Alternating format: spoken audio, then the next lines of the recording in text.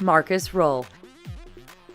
German bodybuilding legend Marcus Roll got into the sport at the age of 18 when a doctor recommended strength training after he sustained a knee injury playing soccer. Fast forward 5 years later and Roll turned pro after training 6 days a week and adopting a heavy diet of supplements, including insulin human growth hormone, HGH. The result has been a cartoonishly strong physique, albeit one with an oddly protruding beer gut. The gut, also known as stomach distension, is also a product of all the supplements taken, particularly growth hormone, that grows more than just your muscles.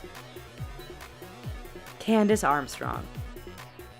When we think of the many typically understood symptoms of steroid abuse, we may consider dramatic muscular enhancement and terrible acne, but gender transformation isn't often high on that list. But that's exactly what happened to London barmaid Candace Armstrong, a once slender blonde whose anabolic steroid consumption turned her into a hulking brunette. In addition to excessive body hair, the steroids actually caused her clitoris to swell to the point of becoming a micropenis. Oddly enough, she has embraced her new body, even doing occasional drag shows, and she has no plans to halt her steroid intake.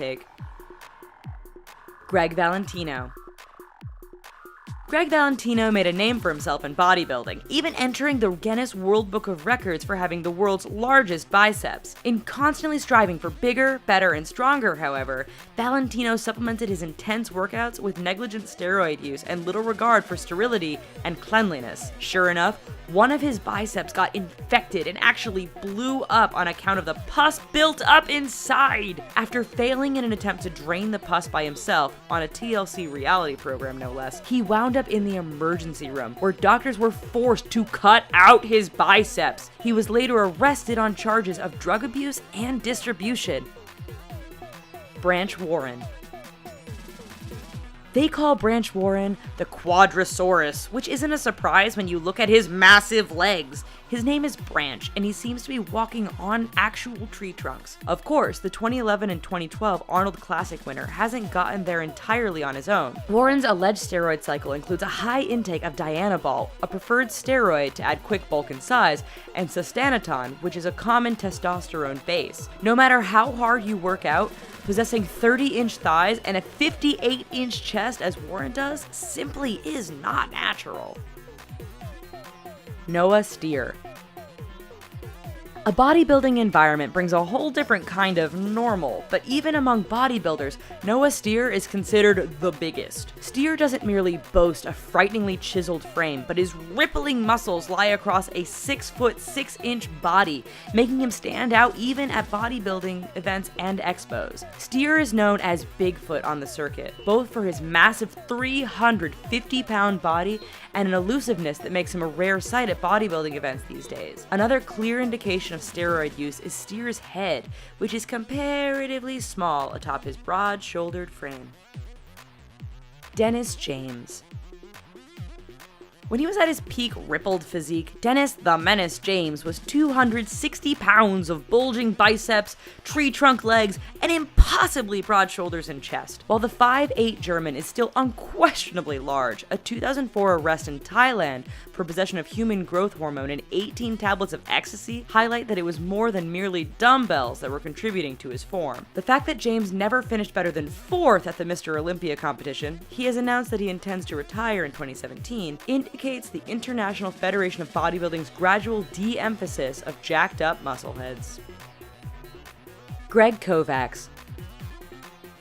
Normal humans simply don't weigh 400 pounds, a weight that is typically reserved for sumo wrestlers and maybe the odd WWE superstar. In his prime, in the offseason anyway, Greg Kovacs weighed in as high as 420 pounds, primarily because of his 25-inch arms and a 70-inch chest and colossal 35-inch legs, all as a part of his 6'4" frame. Those measurements would take their toll on Kovacs, who died of heart failure in late 2013, just a few weeks shy of his 45th birthday. Prior to his death, his life had taken a dark turn, having been charged with extortion of a nutrition supplement store owner in 2010. Jay Cutler.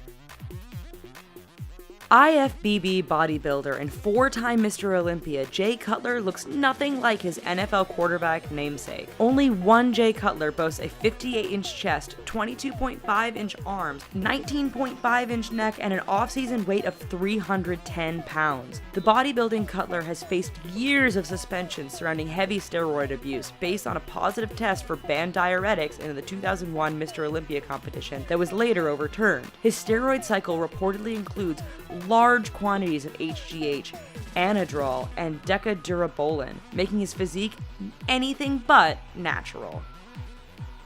Andreas Munzer. An avid Arnold Schwarzenegger fan, fellow Austrian Andreas Munzer opted to follow in his hero's footsteps and become a professional bodybuilder. Munzer came to be known for his extremely low percentage of body fat. In 1996, just months after meeting Schwarzenegger, Munzer was admitted to the hospital with internal bleeding in his stomach. When doctors decided to operate, his liver and kidneys failed, and he ultimately died of dystrophic multiple organ failure at the age of 31. An autopsy later revealed a tumor-filled liver, a fatal lack of subcutaneous fat, an enlarged heart, and traces of 20 different drugs in his system. Ronnie Coleman.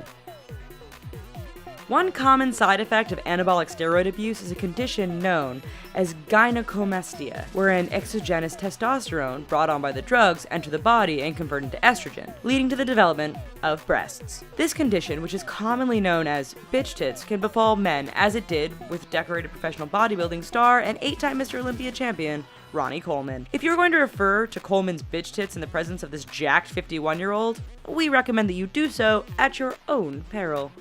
We hope you enjoyed this video of insane muscleheads. Here's some other videos that we think you might like, and don't forget to click on the subscribe button or Ronnie Coleman's gonna get ya.